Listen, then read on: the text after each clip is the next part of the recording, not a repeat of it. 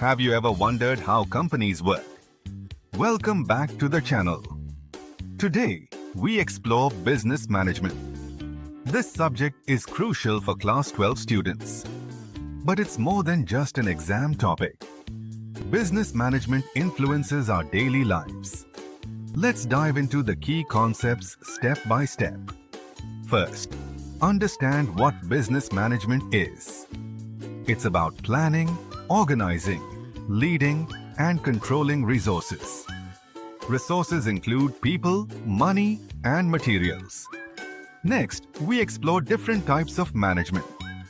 Managerial roles can be strategic or operational. Strategic management involves long-term planning. Operational management focuses on daily activities. Both roles are essential for success. Now, let's discuss the functions of management. There are 4 primary functions: planning, organizing, leading, and controlling. Planning sets the direction for a business. Organizing allocates resources to achieve objectives. Leading motivates and guides employees.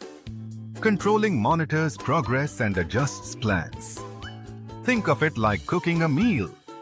You plan the recipe, gather ingredients, cook, and taste. In business, these functions work together. Let's consider a real-life example. Imagine a small coffee shop owner. They plan the menu, hire staff, and greet customers. This owner uses business management every day. The same applies to large companies like Apple. Apple plans new products, organizes teams, leads innovation, and controls quality. Now that you've learned the basics, let's summarize. Business management is everywhere, affecting our daily lives.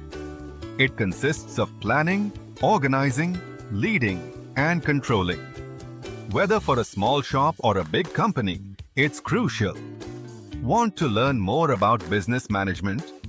Subscribe and join us for our next video. Let's master the key skills for success together. Business management is all about understanding how organizations work and how leaders guide teams to achieve goals. In Class 12, you will explore core management concepts that are essential for any business.